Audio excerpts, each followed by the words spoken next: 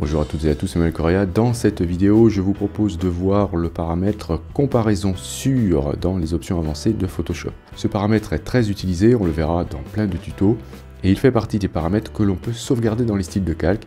C'est pour ça qu'il fait partie de cette formation. Pour ceux qui arriveraient par hasard dans cette vidéo, sachez que vous vous trouvez dans une playlist dédiée aux effets et aux styles de calque dans Photoshop.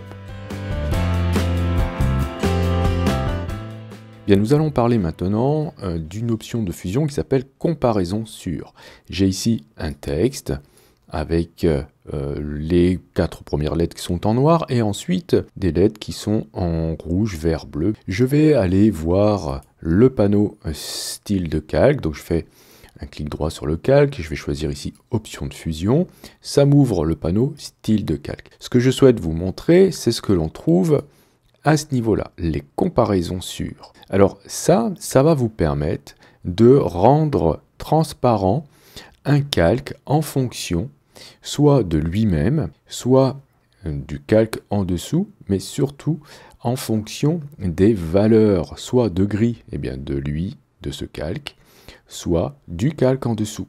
Vous pourrez faire aussi des comparaisons sur le rouge, le vert ou le bleu si vous travaillez en RVB. Alors, on va tout de suite voir ce que cela donne avec cet exemple. Donc ici, j'ai bien lancé le panneau style de calque à partir de ce calque et je vais dire que j'aimerais, vous voyez ici, j'ai de la texture, j'aimerais faire comme si mon texte ici avait été peint sur ce mur qui semble être un espèce de crépi. En tout cas, il y a du relief. J'aimerais bien que, par exemple, on ait l'impression que le texte n'est pas vraiment opaque, mais qu'il laisse apparaître, par exemple, toutes les parties claires du calque en dessous.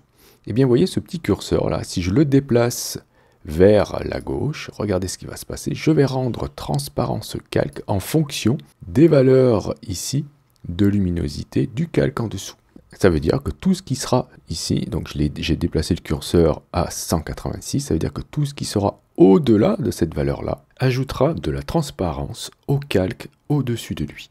Je pourrais faire la même chose avec les valeurs foncées ici. Je pourrais dire que tout ce qui est avant, par exemple ici, 74, est transparent. Donc, vous pourrez, si vous souhaitez, créer des zones de transition, puisqu'ici, ça peut très bien marcher car les zones de transition entre les valeurs claires et les valeurs foncées sont assez rapides, donc là ça peut marcher, mais si vous souhaitez quand même avoir des zones de transition, vous appuyez sur Alt et vous allez pouvoir diviser en deux ce triangle, ce qui va vous créer des zones de transition. Vous appuyez sur Alt et vous déplacez la moitié du triangle, ce qui va vous créer des zones de transition. Donc je peux faire la même chose ici aussi. Voilà, vous voyez que ça me crée des zones atténuées. Comparaison sur ce calque, qu'est-ce que c'est? Ici, vous voyez que j'ai plusieurs couleurs et ces valeurs-là peuvent être traduites en valeur de gris. C'est-à-dire que là, si je déplace le curseur noir, je peux dire que tout ce qui est en noir ici est transparent. Regardez, si je déplace le curseur noir ici vers la droite, il suffit de ne pas aller trop loin, puisque du coup, comme c'est du noir, je rends transparent les 4 premières lettres ici. Si je vais plus loin, hop, je vais éteindre progressivement les autres valeurs. Voilà, puisque ces valeurs-là sont traduites en niveau de gris. Bien, alors maintenant, je peux faire une comparaison sur un canal en particulier. Par exemple, si je souhaite atténuer ou carrément supprimer le U de mon texte ici, je vais aller choisir ici le canal bleu. Je vais déplacer le curseur bleu vers la gauche et regardez, voilà. Rapidement, je peux supprimer une lettre comme ceci. Si je divise en deux le curseur, je vais pouvoir faire de la transparence. Voilà. Et bien évidemment, ce sera la même chose pour le rouge et le vert. Alors, qu'est-ce qui va se passer si on ajoute des effets? Les effets seront aussi concernés par cette comparaison sur. Regardez, si je mets une ombre portée, vous voyez, si je la déplace, on voit qu'elle aussi subit le paramètre de comparaison sur. Ce sera la même chose pour tout ce qui est lueur externe, etc. Enfin, tous les effets seront concernés par ce paramètre. Et même les incrustations, voilà, si je mets une incrustation de couleur comme ceci, même si c'est en mode normal, la comparaison sur agira aussi sur celle-ci. C'est intéressant, bien sûr, à savoir utiliser. Par exemple, vous pourrez faire rapidement un changement de ciel. Vous voyez ici, j'ai un calque avec un ciel bleu et un avant-plan ici vert.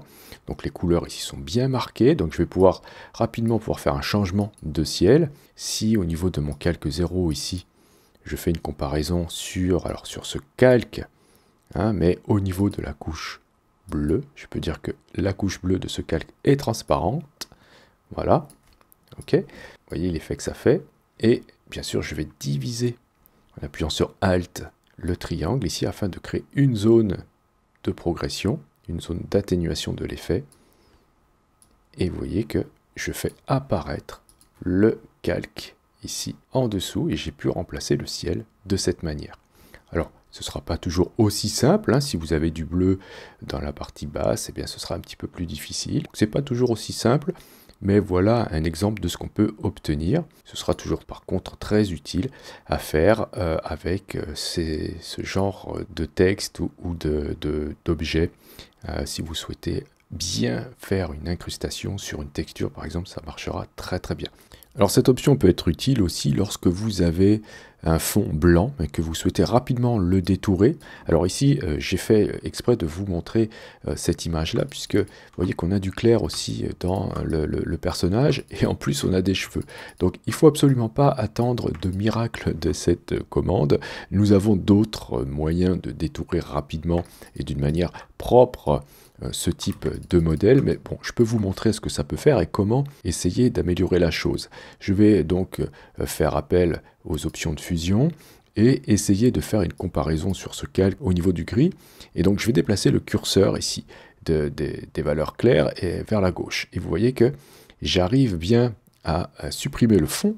Donc ça peut être très utile lorsqu'on veut faire vite et qu'on veut tester un détourage. Donc vous allez voir qu'au niveau des cheveux, hein, c'est pas super nickel.